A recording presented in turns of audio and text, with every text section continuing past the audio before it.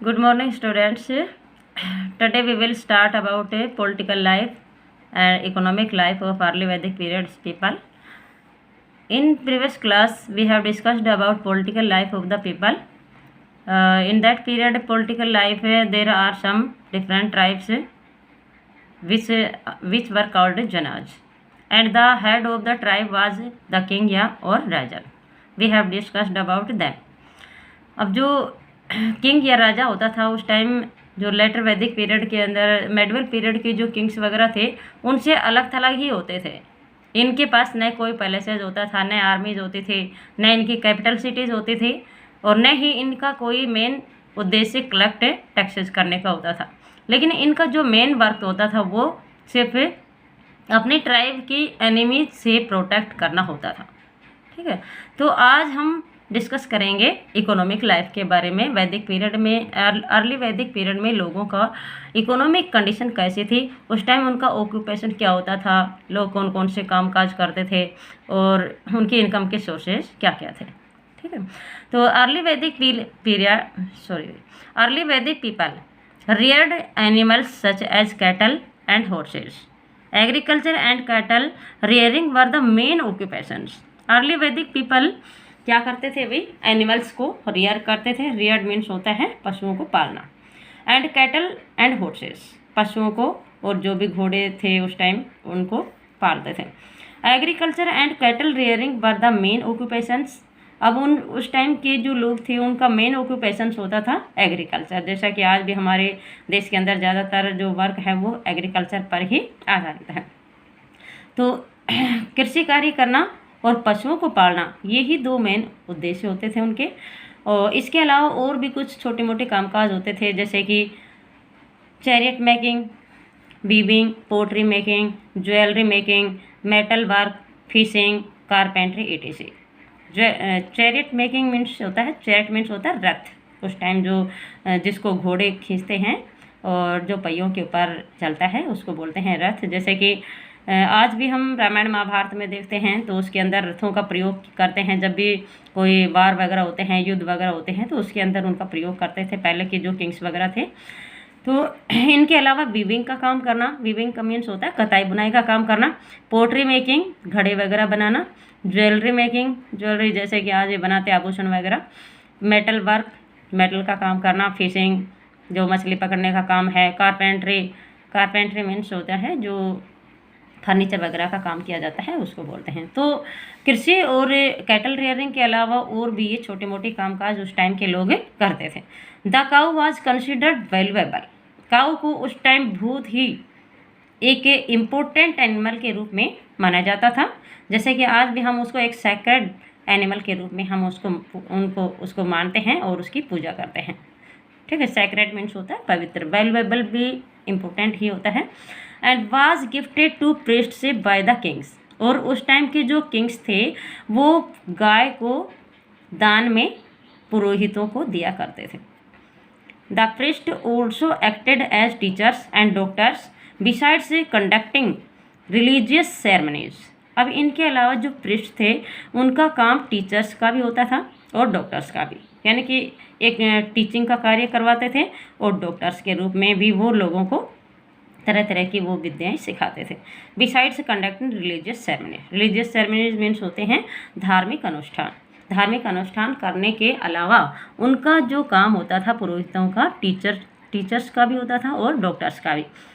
They gave knowledge of Vedas of the children and acted as a doctor by using their knowledge about medical herbs and plants. अब उनका क्या क्या काम होता था भाई, they gave knowledge of the Vedas to the children. आश्रम के अंदर या जहाँ भी इनके जो शिक्षा के केंद्र होते थे वहाँ पर ये बच्चों को वेदों की शिक्षा देते थे, वेदों का ज्ञान देते थे. And acted as a doctor by using their knowledge about medicinal herbs and plants. और जो भी औषधीय प्लांट्स वगैरह होते थे या जड़ी बूटियाँ होती थी उन सब की नॉलेज उन बच्चों को देते थे और एक डॉक्टर के रूप में वो उनके लिए काम करते थे. अब नेक्स्ट पॉइंट है बेटे हमारा सोशल लाइफ. उस टाइम के लोगों का जो सोशल लाइफ है वो कैसा होता था, समाज में किस तरह से लोग रहते थे, उनका कौन कौन सी कैटेगरी के अंदर समाज बटा हुआ था उनके सोसाइटी के अंदर कैसे लोग मिलजुल कर रहते थे आपस में उस टाइम। तो अर्ली जो वैदिक पीरियड था वो बहुत ही एक गोल्डन पीरियड के नाम से उसको यदि कहा जाए तो कम नहीं है। तो the basic unit of society was the family. उस टाइम फैमिली, सोसाइटी की जो बेसिक यूनिटी फैमिली होती थी। Society was divided into 4 castes और varnas based on occupations of the people. अब उस टाइम जो सोसाइटी था वो 4 कास्ट्स या वर्णास में बटा हुआ था, और ये कास्ट या वर्ण उनके लोगों के ऑक्यूपेशंस के आधार पर उनको डिवाइड करके बनाया गया था। तो they are Brahmanas, Kshatriyas, Vaishyas and Shudras. अब वो कौन कौन सी कैटेगरी थी, कौन कौन सी कास्ट होती थी उस टाइम? ब्राह्मण जो सबसे उच्च जाति के लोग माने जाते थे, क्षत्रियास जो युद्ध वगैरह से संबंधित जो भी वर्क होता था या युद्ध में लड़ाई वगैरह करते थे, किंग्स वगैरह की पोजीशन दी जाती थी इनको। वैश्यास इनसे नीचे की कैटेगरी होती थी, और शूद्रास होते थे सबसे निम्न कैटेगरी के, यानी कि लोअर कास्ट से बिलोंग करते थे ये। और इनका काम होता था दूसरे के घरों के अंदर नौकर चाकर का काम करना या दासों के रूप में उनके पास में रहना। तो the division between the castes was not rigid during the early Vedic as. Early Vedic age के अकॉर्डिंग जो कास्ट सिस्टम था, वो कास्ट सिस्टम का जो डिवीजन था वो इतना ज़्यादा रिजिड नहीं था। रिजिड मीन्स होता है स्ट्रिक्ट, यानी कि कठोर, ठीक है। तो in the early Vedic age a women enjoyed a position of respect and esteem in society. Early Vedic age के अंदर वीमेन को भी बहुत अच्छा उच्च दर्जा समाज के अंदर उसको दिया जाता था। उसको समाज में बहुत ही अच्छा सम्मान, उसका रिस्पेक्ट किया जाता था। स्टीम मीन्स होता है रिस्पेक्ट, उसका सम्मान करना, ठीक है। तो they occupied the same position as the man in intellectual and spiritual life. जैसा कि आज हमारे समाज में होता है, वैसा ही उस टाइम अर्ली वैदिक एज के अंदर भी जो वीमेन होती थी उनकी पोजीशन इंटेलेक्चुअल लाइफ में भी और स्पिरिचुअल लाइफ में। इंटेलेक्चुअल मीन्स होता है बौद्धिक लाइफ, और स्पिरिचुअल मीन्स होता है आध्यात्मिक लाइफ। यानी कि हर तरह से वो पुरुष के साथ में कंधे से कंधा मिलाकर चलते थे, और हर काम में वो पुरुष के साथ में पार्टिसिपेट करते थे। तो इससे हमें पता चलता है कि अर्ली वैदिक एज में वीमेन की कंडीशन बहुत अच्छी थी, और समाज में उसको बहुत ही ऊंचा दर्जा दिया गया था। तो देयर वाज नो पर्दा सिस्टम एंड सती कस्टम। न ही उस टाइम पर्दा सिस्टम था, न कोई सती कस्टम था। सती कस्टम मतलब सती प्रथा, जो उस टाइम की सती प्रथा का जो रिवाज था समाज के अंदर फैला हुआ था। अब सती प्रथा के अकॉर्डिंग क्या था बेटे, इसमें जब किसी औरत का पति ख़त्म हो जाता था, उसकी डेथ हो जाती थी, तो उसको जिंदा ही उसके पति की चिता के साथ में अग्नि में उसको जला दिया जाता था। तो इस प्रथा ये उस टाइम इतनी ज़्यादा प्रचलित नहीं थी। इससे पहले वाले टाइम में सती प्रथा का सिस्टम था। The women moved freely and participated in public festivals. अब जो वुमेन थी उस टाइम वो आपस में आराम से कहीं भी फ्री होकर इधर उधर घूम सकती थी। And participated in public festivals, और उस टाइम जो भी पब्लिक फेस्टिवल्स होते थे, जो भी उत्सव वगैरह होते थे, उन सब के अंदर पार्टिसिपेट करते थे। तो there were no child marriages and women were given the freedom to choose their husband. नहीं उस टाइम किसी तरह की कोई अर्ली मैरिज होती थी, जैसे चाइल्ड मैरिज जिसको बोलते हैं, यानी कि बचपन में ही शादी हो जाती थी बच्चों की, तो वो सिस्टम उस टाइम नहीं था। लेकिन जो लड़कियां थी उनको अपना हस्बैंड खुद चूज करने की फ्रीडम थी, जैसे कि स्वयंवर के द्वारा या और भी कई सिस्टम होते थे उनके द्वारा वो अपने हस्बैंड का वर्ण है वो खुद ही करती थी।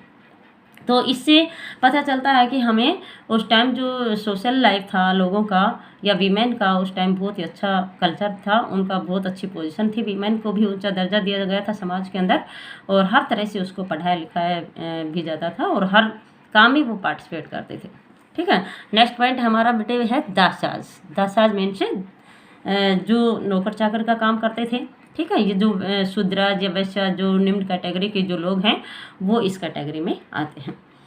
तो sometimes the people who composed the hymns pronounced themselves as Aryans. अब कभी कभी जो लोग हैं उस टाइम हिम्स मीन्स अभी हमने पीछे डिस्कस किया था, हिम्स मीन्स होते हैं रिलीजियस सॉन्ग्स, यानी कि जो धार्मिक सॉन्ग्स जो भगवान की भक्ति में गाए जाते थे उसको बोलते हैं हिम्स। तो जो लोग इनको कंपोज करते थे, इनकी रचना करते थे, इनको बनाते थे, वो अपने आप को आर्यन कहते थे, ठीक है ना, यानी कि उनको आर्य लोग कहा जाता था।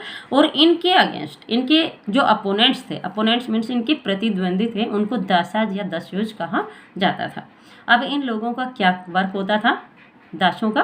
तो these were people who did not perform sacrifice and form another group.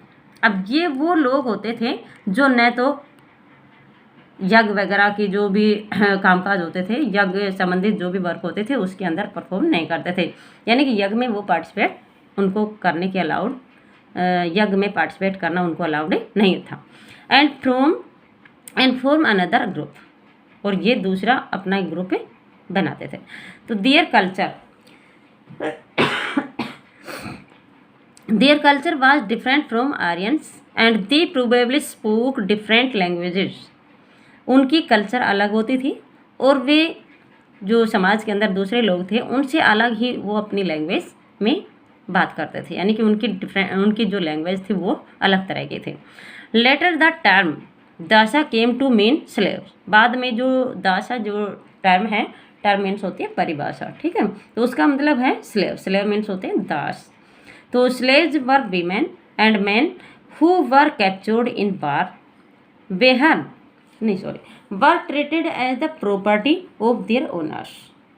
अब जो स्लेव जो थे उनके अंदर वीमेन भी हो सकती थी और मैन भी, और ये लोग वार के अंदर भी मतलब इनको जाना अलाउड था। And work treated as the property of slaves were women and man who were captured in war. Slaves में मैन और वीमेन दोनों ही होते थे जो वार के अंदर कहीं से वो लाए भी जा सकते थे, यानी कि वार के अंदर उनको कैप्चर्ड कर लिया जाता था और उनको लाया जाता था। And were treated as the property of their owners, और उनके साथ में ऐसा बिहेव किया जाता था जैसे कि वो उनके ओनर्स की प्रॉपर्टी हो।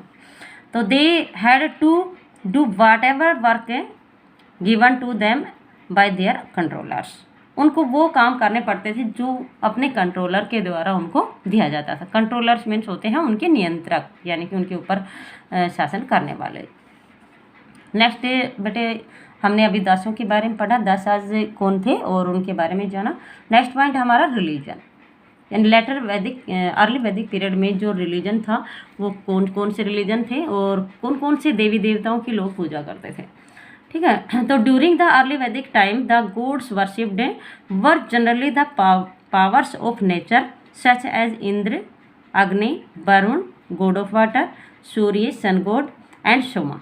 अब अर्ली वैदिक टाइम के अंदर जो गॉड के वर्शिप होते थे वो generally the power of nature, वो वास्तव में ही नेचर की शक्तियाँ होती थी, जैसे कि इंद्र, अग्नि, जैसे कि इंद्र देवता है, अग्नि देवता है, वरुण देवता है। वरुण होते हैं जो गॉड ऑफ वाटर, वरुण देवता पानी के भगवान।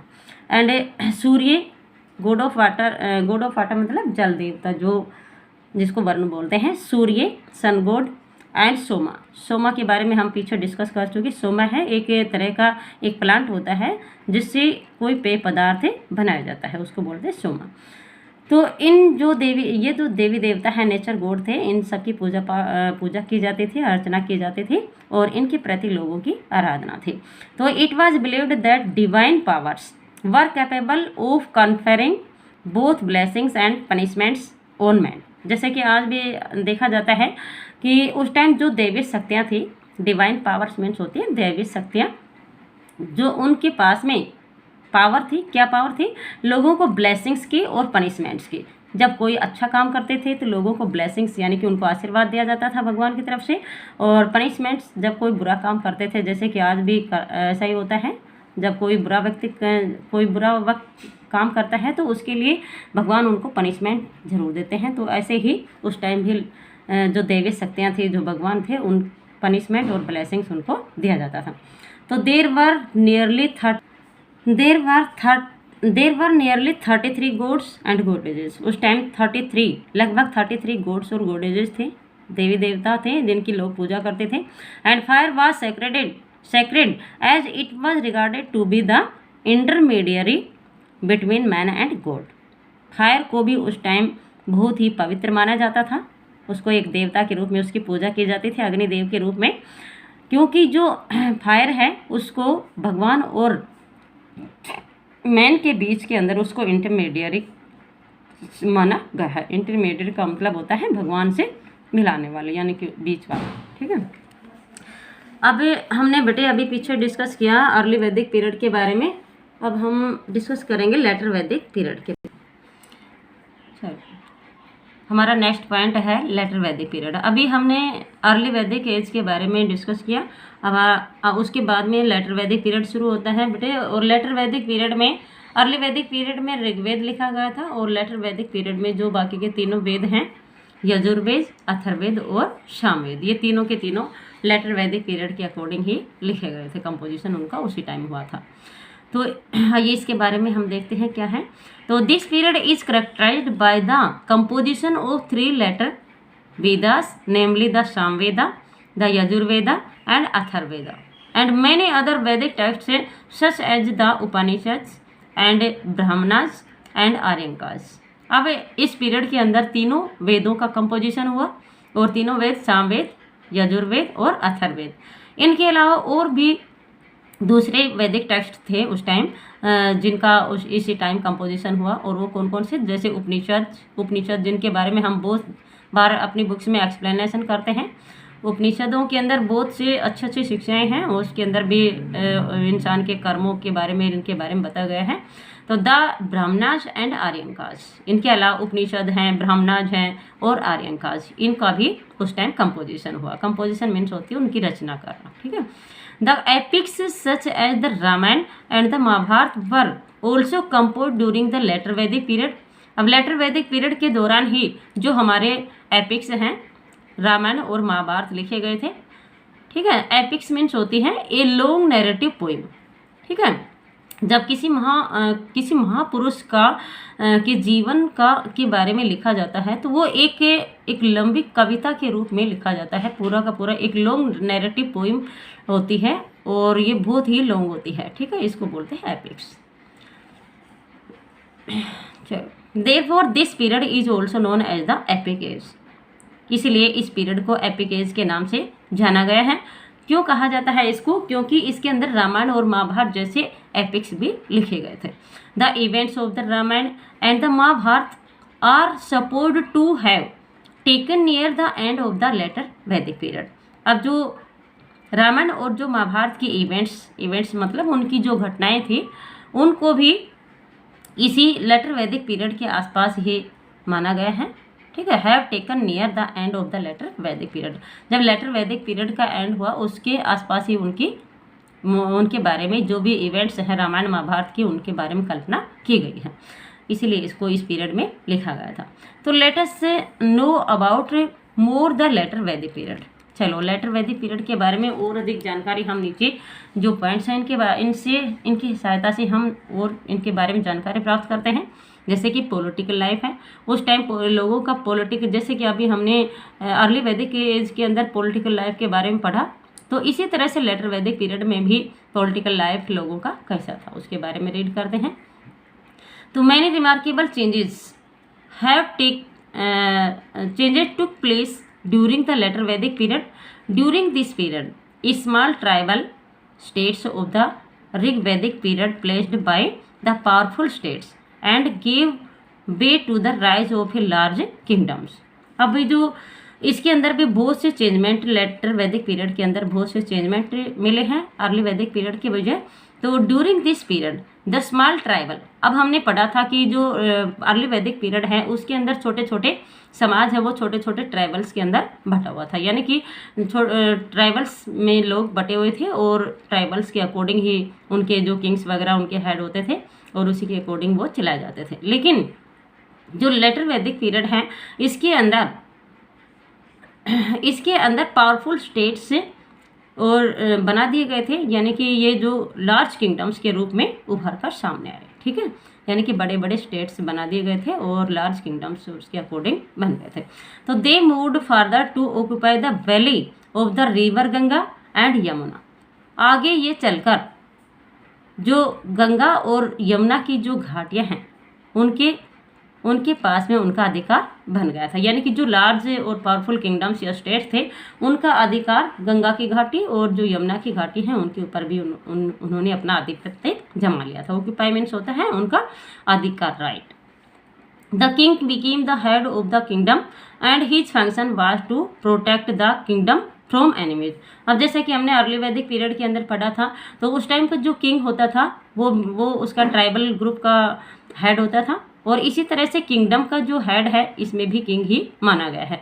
लेकिन जो किंग है उसका मेन फंक्शन क्या होता था, अपने किंगडम को एनिमीज से प्रोटेक्ट करना। प्रोटेक्ट मीन्स होता है रक्षा करना, उससे बचाव करना, ठीक है। और अर्ली वैदिक पीरियड के अंदर भी किंग का जो मेन फंक्शन होता था वो प्रोटेक्ट करना, अपने ट्राइबल ग्रुप को प्रोटेक्ट करना। तो his position was highest and hereditary. King की जो पोजीशन होती थी वो हाईएस्ट होती थी, ठीक है, उसको सबसे ऊंचा दर्जा प्राप्त था। एंड हेरिडिटरी, हेरिडिटरी मीन्स होती है वंशानुगत, यानी कि वंश के अकॉर्डिंग एक वंश से दूसरे वंश को जाना। तो he try to expand his land by winning wars with other kings. वह दूसरे किंग्स की सहायता से, यानी कि उसके आसपास जो किंग्स थे उनकी सहायता से वार लड़के, यानी कि जो लड़ाइयाँ वगैरह होती थी उसके अंदर पार्टिसिपेट करके दूसरे राजाओं के साथ में युद्ध लड़के और अपने राज्य को ज़्यादा से ज़्यादा एक्सपेंड करने की कोशिश में लगे रहते थे, ठीक है। एक्सपेंड मीन्स होता है अपने राज्य का विस्तार करना, उसको बढ़ाना, ठीक है। तो he was assisted in administration by the commander and priest. इसके अलावा राजा है उसको एडमिनिस्ट्रेशन के अंदर कमांडर मीन्स होता है सेनानायक, ठीक है, एंड प्रेस्ट मीन्स होते हैं पुरोहित और जो सेनानायक होते थे वो भी राजा की सहायता करते थे। असिस्टेड मीन्स होता है सहायता करना, उसकी मदद करना। तो इस तरह से किंग का लाइफ कैसा था और पॉलिटिकल लाइफ उसके बारे में हमने जो है ना, तो आगे और देखते हैं क्या है। तो the king also strengthened his position by performing Rajasuya yagna, Ashvamedha यज्ञ एंड वाजपेयी यज्ञ। अब इसके अलावा किंग है वो अपनी पोजीशन को और ज़्यादा स्ट्रेंथन्ड बनाने के लिए, और ज़्यादा पावरफुल बनाने के लिए बहुत से ऐसे कार्य थे उनको परफॉर्म करना होता था उनको, जैसे राजसू यज्ञ, अश्वमेध यज्ञ और वाजपेयी यज्ञ। तो राजसू यज्ञ के अंदर क्या होता था, देखो, the Rajasuya yajna was done to clear the supreme power of the king. अब जो राजसू यज्ञ होता था उसके अंदर राजा की जो शक्ति है, सुप्रीम पावर को डिक्लेयर करके दिखाया जाता था, ठीक है ना, कि यानी कि राजा उसके अंदर ये दिखाया जाता था राजसू यज्ञ के अंदर कि किंग की जो पावर है वो कितनी महान है, कितनी ऊंचा दर्जा उसको प्राप्त है और उसका किंगडम है वो कितना विशाल है, ठीक है। तो इसके अंदर राजा की सुप्रीम पावर को शो किया जाता था। The Ashvamedh yajna was done to establish his control over all the lands in which the horse moved unchallenged.